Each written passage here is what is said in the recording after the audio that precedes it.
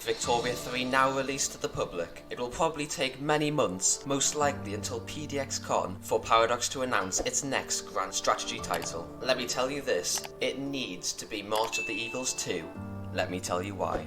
If you don't already know, March of the Eagles is the forgotten Paradox game which covered the Napoleonic Wars. It was released just 6 months before arguably the greatest Paradox game ever, Europa Universalis 4. After only 2 flavor packs and a few months of updates, Paradox abandoned the project because of a lack of sales, low player activity, and to focus on their more popular product. March of the Eagles is one of those old nostalgic games which are criminally underrated. After playing it, I can see its many problems and can tell why it didn't quite do as well as EU4. But the greatest problem by far with the game is definitely a lack of content. EU4 is still being supported with new updates and DLCs to this day, almost 10 years after its launch. If you compare the game when it came out to what it is now, it's almost totally unrecognisable. There's so much flavour and new content which fans have been able to enjoy post-release, but this just wasn't the case for March of the Eagles.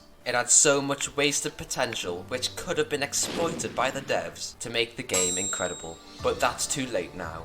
So basically my point is, March of the Eagles needs a sequel. Hear me out. The Napoleonic Wars are such an interesting, chaotic period in Europe, and there has, except for March of the Eagles, been absolutely no major strategy game set in that time. If a new installment in the March of the Eagles series is made, it will have a monopoly on that setting of history. Also, except for the Roman era, the Dark Ages and the Cold War, the Napoleonic period from 1799 to 1821, or 1836 if you want to make it fit with Victoria, is the only historical period which has not been covered in 12 years by Paradox. I wouldn't count EU4 technically lasting until 1821 because by that time the campaign map would look totally different to what it did historically, and most players, including myself, have never even played up until that point. Since 2013, CK2 has got a sequel, Hearts of Iron 3 has, EU4 is still being supported, and now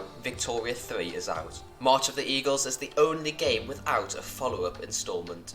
Okay, for those who are still watching, this is actually the real reason we need March of the Eagles 2.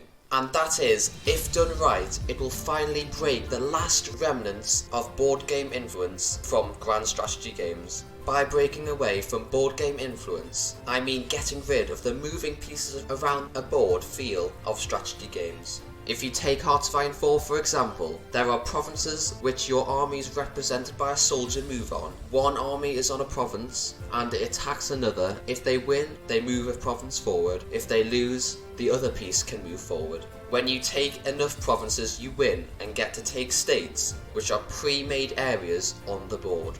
This system exists because strategy computer games were originally board games adapted on a device. Europa Universalis was originally a board game, for example, but this way of designing a game, although simpler, is now obsolete. I want the freedom to make the borders of my country whatever I want. I want the freedom to design exactly how my armies are structured, and I want the freedom to completely simulate what being a ruler in that period of time was like. March of the Eagles 2 is the perfect game for making this wish a reality, and this is how.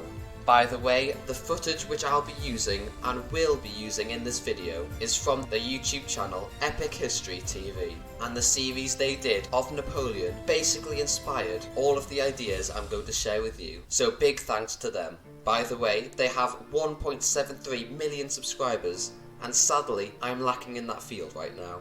So please subscribe. I'm planning on making some short history documentaries in the future, so stay tuned for that. Okay, for this theoretical March of the Eagles 2 game to be amazing, it needs to have a map which can zoom in all the way to this. There will be 4 zoom depths on the map where you can see different things. Firstly, a campaign map, pretty generic. Then if you zoom in more, this zoom will show the armies. Then if you zoom in even more, this will show a micromanaging layer where you can see and command individual armies in depth. And finally, you can zoom in and control individual units in a battle.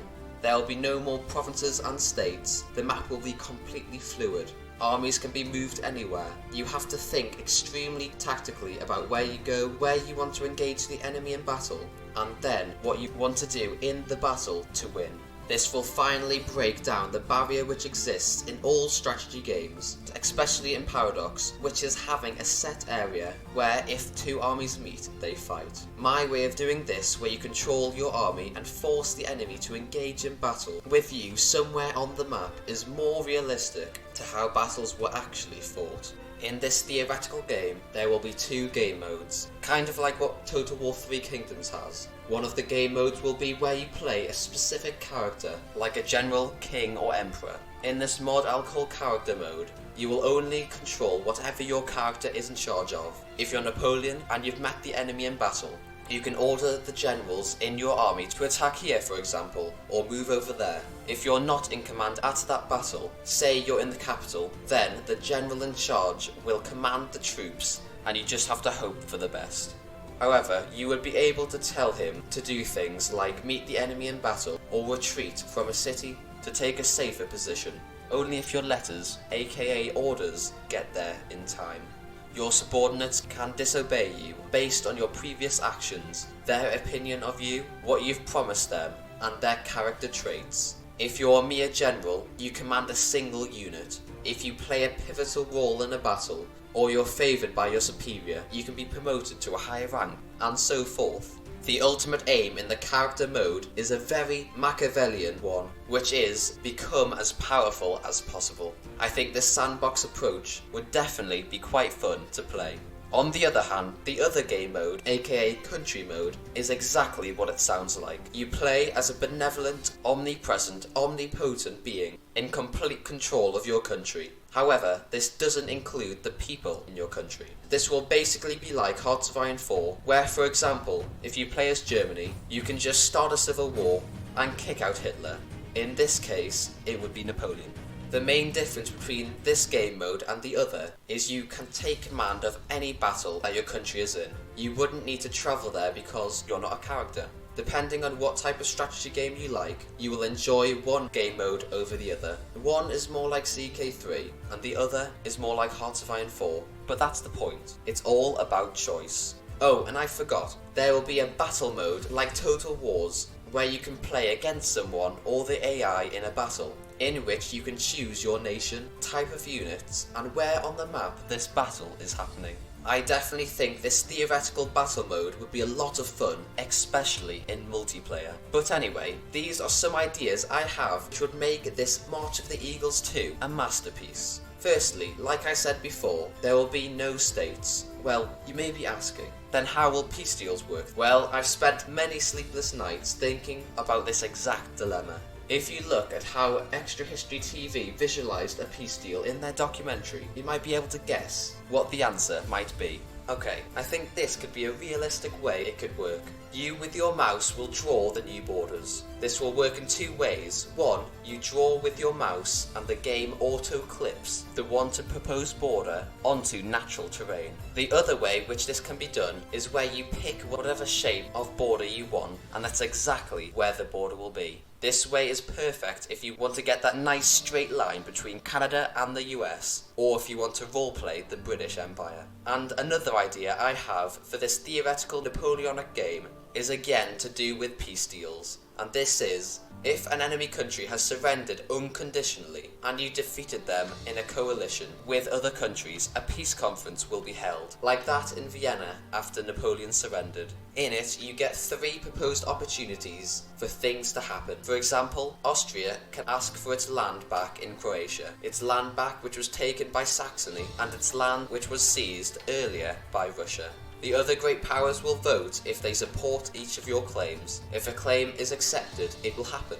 If it's refused, you can try again in your next turn, but it won't happen until it's accepted. The peace conference mechanic will take in-game weeks or months, depending on what happens. great powers will be able to make 3 proposals at a time. Secondary powers can only make 1. Once the votes are finished for your proposals, the treaty will be ratified and it will come into effect. The country with the most war score will start in the peace conference, and once all countries have had their turn, it will go back to the beginning. Finally, the last idea which I will share with you in this video is country characteristics. This is actually in Victoria 3, and it shows the player what style of foreign policy an AI nation has. Well, in March of the Eagles 2, this will be expanded on and will influence how countries will vote in a peace conference. Phew, and that's it! In conclusion, the next Paradox game should be completely focused on war, and March of the Eagles 2 is that game. If there's anyone for Paradox here, please hire me as a game designer, or at least let me be that guy who gives you ideas.